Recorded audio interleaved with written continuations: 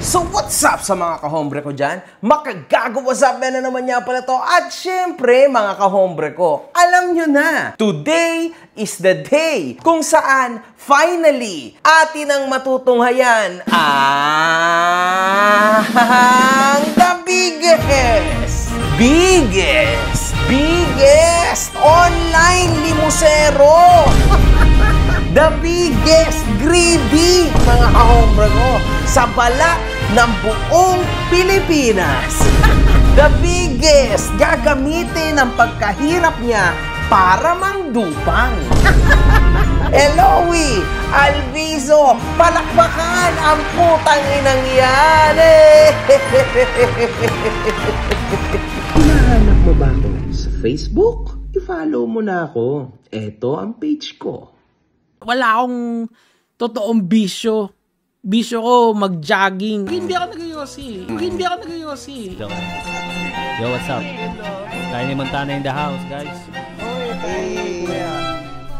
Sup, guys? First time yata gumamit nun.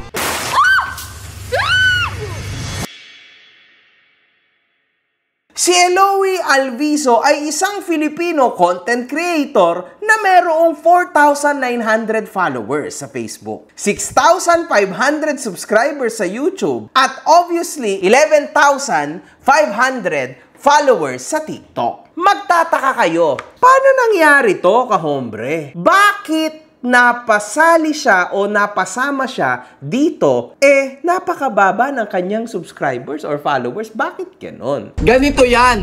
Ipapaliwanag ko sa yung Meron kasi itong batang ito na very interesting life. Grabe to, mga kahombre ko. Kapag ito nalaman nyo, mapapacheck talaga kayo. Abante tayo, no? Sino ba si Eloy? Sino ka ba? Unang lumabas sa media si Eloy noong taong 2016, kung saan na-feature dito sa GMA at ABS. Sa kadahilan ng noong binata pa lang siya, ay nasira ang kanyang muka dahil sa isang peking retoke na nagkakahalaga ng 500 piso. Ang galing ni Eloy, grabe! Paano mo naisip yun? Nagpaayos ka ng ilong at ang halaga lang ay 500 piso? What? Mio. Oh my God! Parang mind-blowing yun, mga kahombre ko. Ang pagkakaroon ng isang botched nose job ay hindi naging isang hadlang kay Eloy, kung di ginamit niya pa ito upang sumideline at makapag-ipon upang maipaayos muli ang kanyang nasirang muka. Nito ko lang nakilala si Eloy, mga kahombre ko. Alam niyo kung bakit? Lumapit kasi siya sa akin. Nagulat ako, no? Nagulat talaga ako, lumapit siya sa akin. Nag-message siya. Idol MG!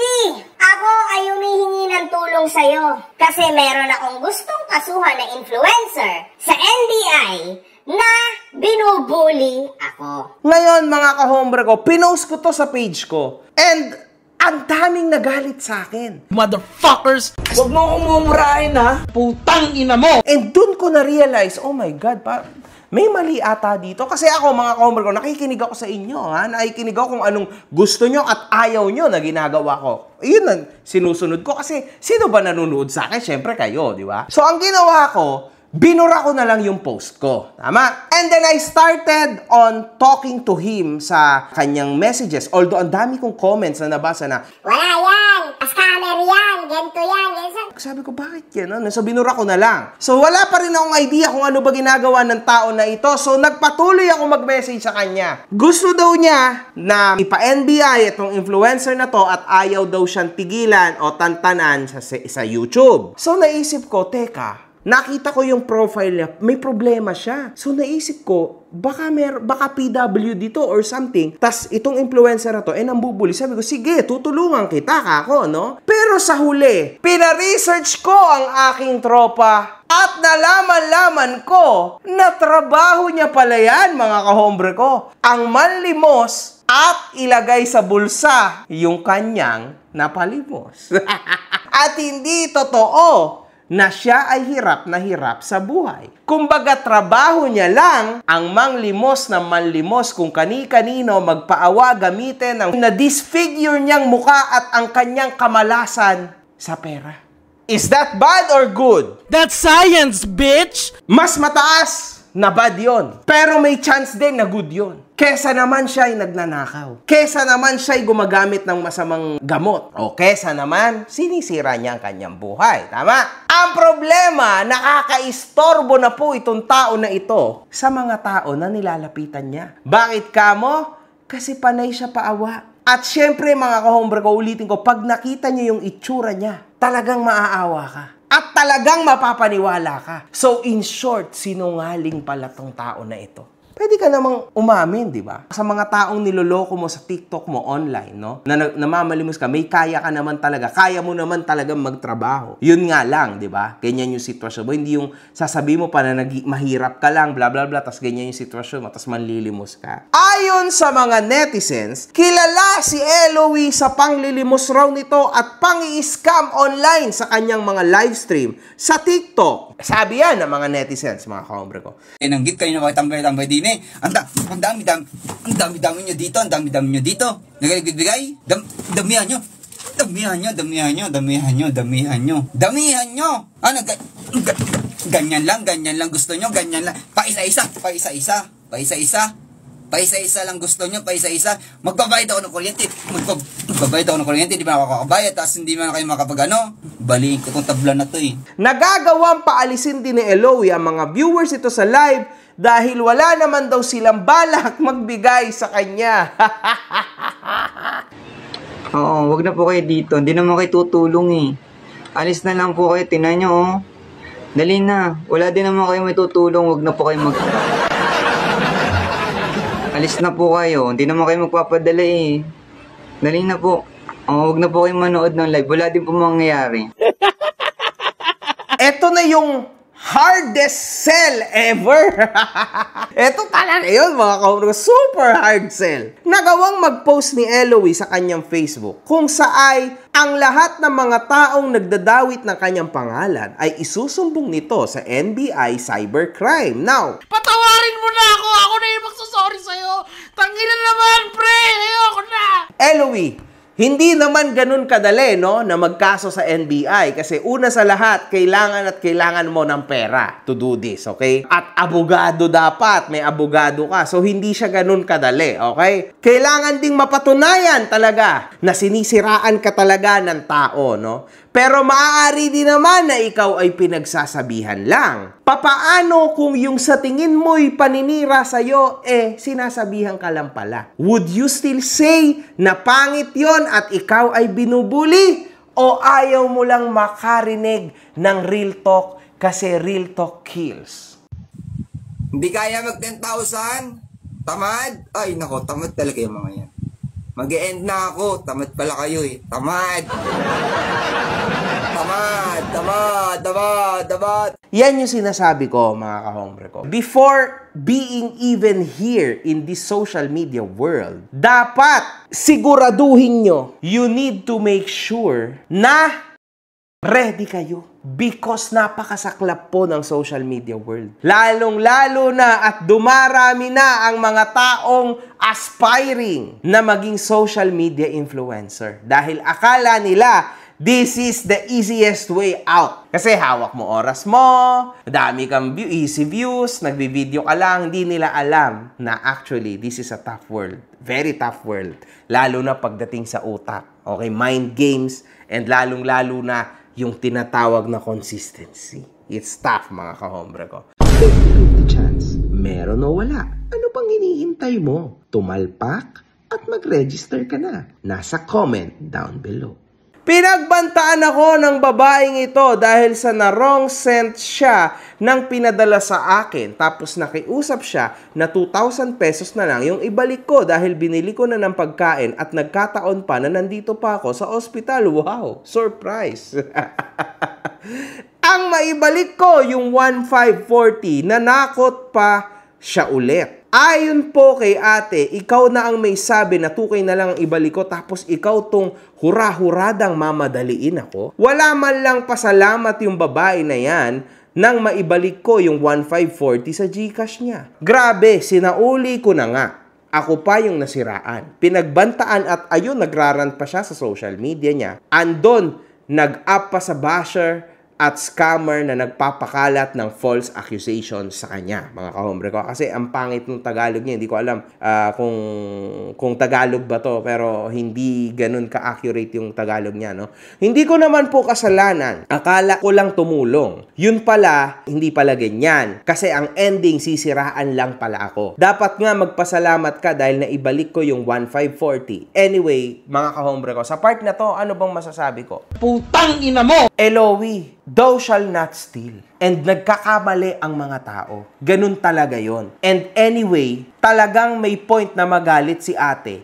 Kasi, syempre, kailangan niya ng pera and nagkamali siya. Alam mo yon? Hindi naman sa lahat ng pagkakataon, nauulanan ka ng 2,000, tama? Ikaw yung mali dito. Kasi imposible naman na hindi mo alam kung saan galing yung 2,000 na darating sa'yo. You know that it's a mistake. So, dapat lang ibalik mo. Bilang tama at ayos na mamamayang Pilipino, alam mo na wala kang hinihintay na 2,000, abay, dapat ibalik mo yan sa kapwa-tao mo. Nasa sa kanya na yon kung ibabalik, kung magbibigay ba siya sa'yo ng something or hindi. Pero ang ending, dapat ibalik mo ang hindi sa'yo. You will fucking pay! Kasi kung sa'yo yan mangyari, baka ikaw ay ganyan na ganyan din ang gagawin. Kasi lahat naman tayo ay nangangailangan. Otherwise, we are not here and working. Napapansin natin at nakikita po natin ang ibang klaseng ugali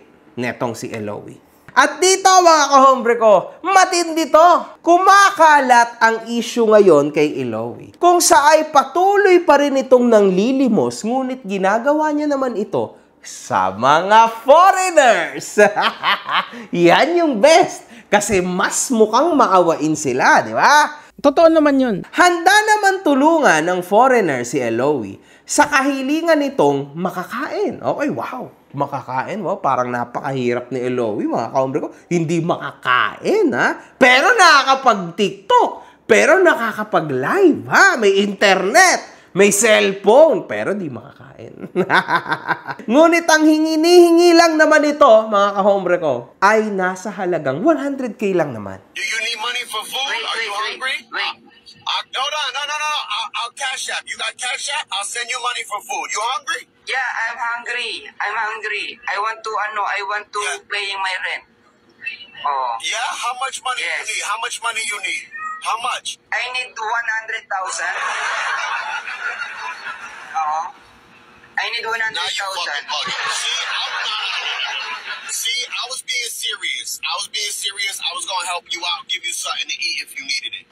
But since you want to be funny, now you ain't getting shit. 100,000. What is you really talking about? I need 100,000. We cooking you over here with cats. Not joking. I'm serious. 100,000 I need. 100,000. I won't. You don't want to work. You don't want to work. You don't want to go to work.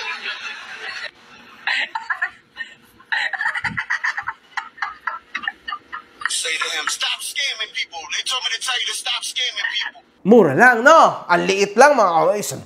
Come on, man. Kayang-kaya, no? Kayang-kaya mong mamalimos ng 100,000. Sino ba namang di may kaya niyan? Kaya yan. Marami-rami yun. Kaya kong bayaran yon kung magkano yun. Tinanggihan tuloy siya ngayon nung foreigner na munti ka nang maawa sa kanya. Eloy naman. Ayan, at lumabas na naman ang pagka-greedy mo.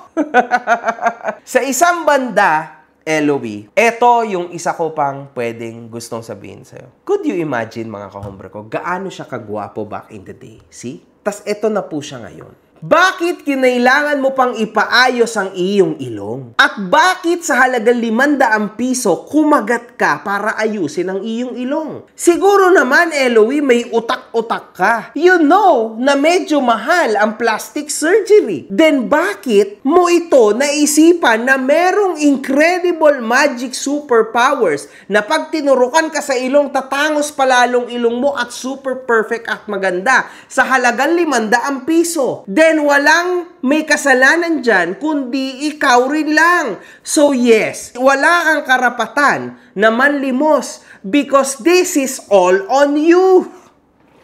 Kasalanan mo yan, Eloy. Ano bro? Anong sasagot mo? Asan yung utak mo? This is you. Only you. Wala ka ng ibang pwedeng sisihin kundi ikaw lang. Look at you. You looked good back in the day. Sobrang pogi mo na niyan. Ano pa ang pumasok sa utak mo na ipapaayos mo? My God, man. You look perfect. Yan ang sinasabi ko.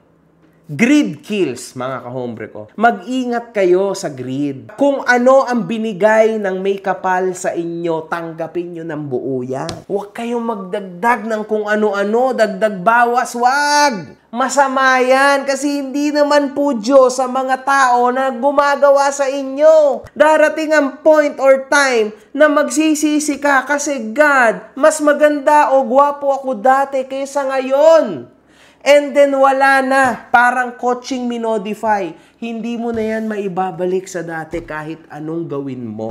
Coaching nga mga kahombre ko, kapag medyo may minodify ka at nasira, wala na, tuloy-tuloy na yon. Samantala, pag original parts, masira man, meron at meron kang maipapalit at matagal yan masira. Kotse lang yan mga kahombre ko. Papaano kung sa tao? Siyempre, katawan to. Walang ganon. Wala ka nang maipapalit sa katawan mo. Meron ka maiaayos pero wala ka maipapalit. God. Kahit kailan, hindi mo kayang palitan ang mukhang orihinal na binigay sa'yo ng ama't ina mo at ng may kapal. Eto po ang comments ng mga tao kay Eloy. Bakit ba inis na inis kayo kay Eloy? Wala naman siyang ginagawang tama. Sa sobrang nakakaya na to, may something na to sa utak ang engot na lang ng mga nagbibigay dito. Naawa na sana ako kaso may nagpadalang 2 piso, nagalit siya. Ibabalik daw niya yung 2 piso sa nagpadala. Imbis na magpasalamat, nagalit pa siya. Eloy! Sana mas maging matured ka na. Naawa din ako sa'yo before. Pero grabe, buti na lang at nakita ko yung mga kabulastugan na mga pinaggagawa mo kasi kahit ako, munti ka na rin ako mga kahombre ko. Fuck! One love. Good fucking vibes. Mga putang ina nyo kayo.